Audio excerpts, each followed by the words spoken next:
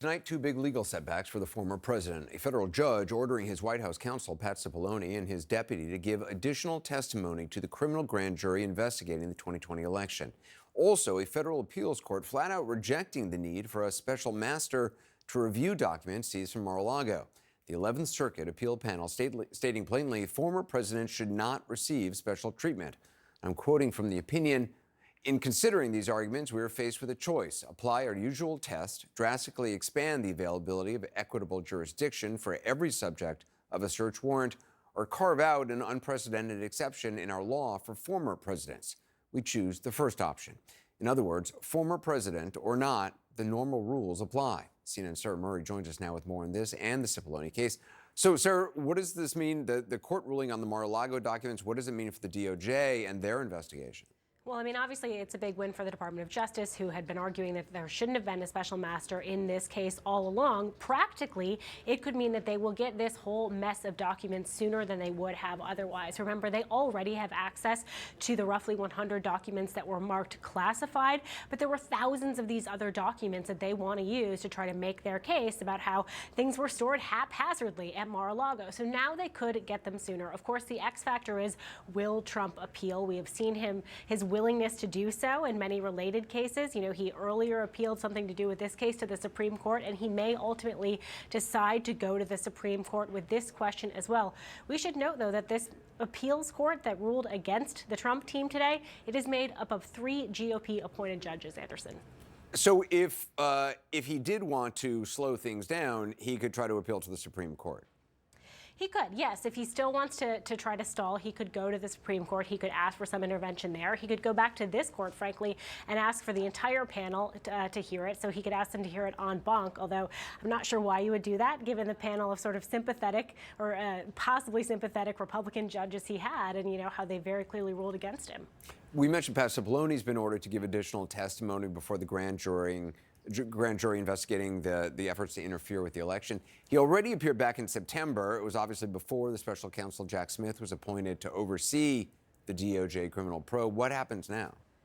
Well, that's right. You know, what we have learned is that a judge ruled that Cipollone, as well as his deputy, Pat Philbin, had to go back to the grand jury and testify.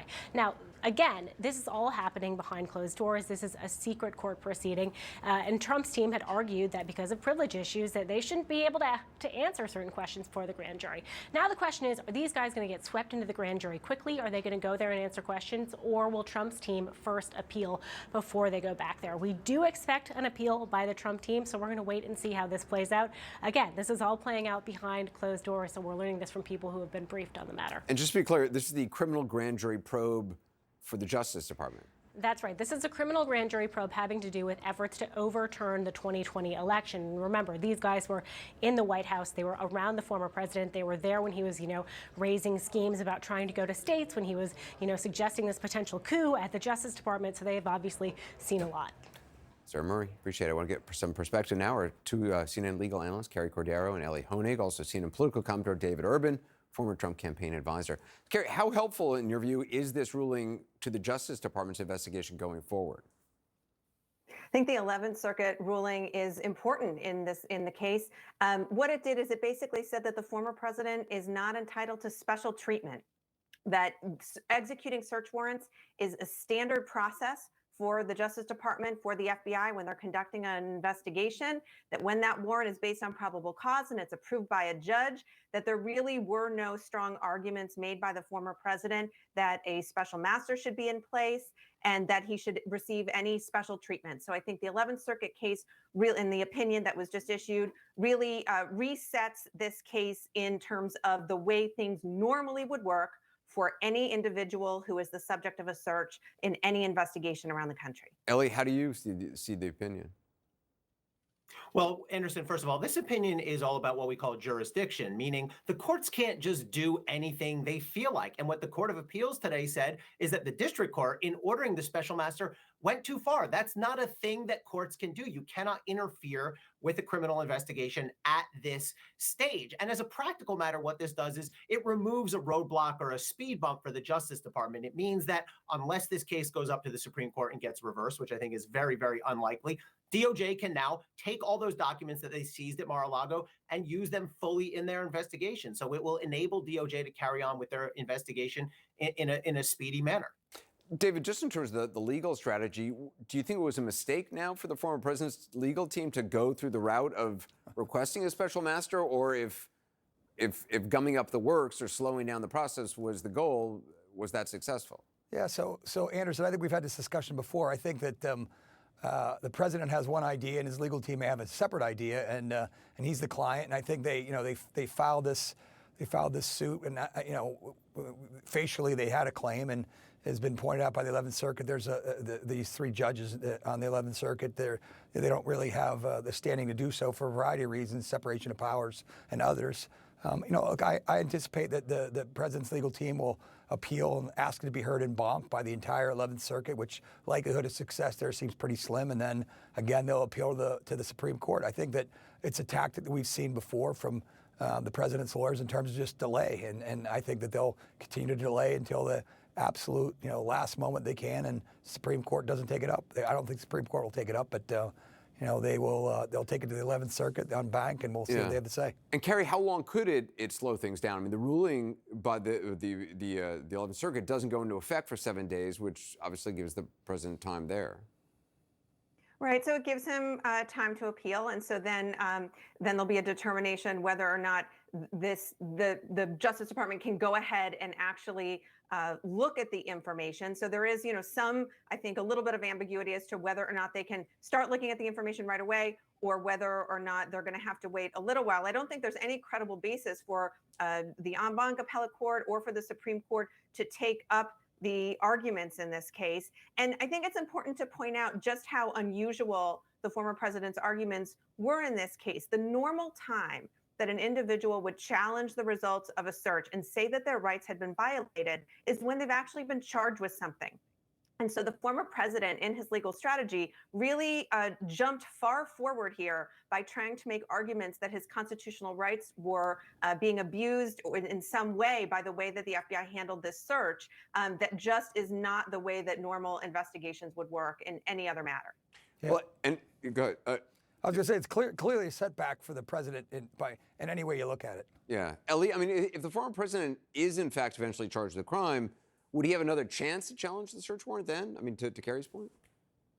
Yes, he would, Anderson. That's precisely the basis for the court's opinion today. They say, essentially, you're not special. They say, look, we have a couple choices here. Either we could say everybody gets a special master after a search. We don't want to do that. We could say nobody gets a special master after a search, which is the normal rule, or only former presidents. They say we're definitely not doing that. But the way it normally works, Anderson, is if there comes a day where Donald Trump or anybody gets indicted and they want to challenge a search warrant, at that point, the prosecutors will have to give them all the documents, all the paperwork that went to the judge. And you can, and I'm sure if this ever happens, Donald Trump will challenge the search. He'll say it was unconstitutional. He'll say that the prosecutors did not establish probable cause, that the search violated his constitutional rights. And if he wins at that point, then that evidence cannot be used against him. But that's the way this normally works. David, the fact that now the former president says he's running again for another term, I mean, there's been a lot of talk that maybe he thinks by announcing that might slow down some of these investigations, or at least complicate them and make them look political.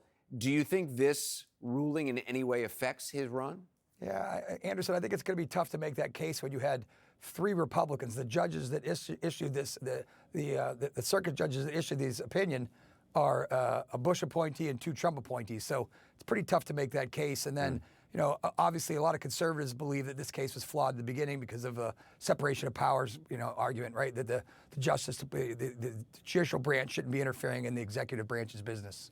So, Kerry, pretty tough. Yeah, Kerry, I got a dumb question for you, but not that all of mine aren't dumb, but when the judgment of a U.S. district judge, in this case, Aileen Cannon, is completely overturned by a federal appeals court, is there any career or reputational harm to the district judge? Like the next day in the judge's chambers or the judge's, coffee break room, are the other judges like, wow, that was lame? I mean, is there any blowback? This case is unusual because it involves a former president. So, there certainly could be the coffee chatter about it. But look, judges get overturned. I mean, that's how we have an appellate system. That's how cases end up going up to the Supreme Court. So in this particular case, it's very high profile, obviously. The original, in my judgment, and obviously in the 11th Circuit's judgment, the original judge's opinion was not based on the law and was not well reasoned, but judges get overturned. That's basically how the system You said that in a very is set nice up way. for. You said that in a very nice way. The judge's ruling was not based on the law or reason, but Carrie Cordero, Ellie Honig, David Urban, appreciate it. Thank you.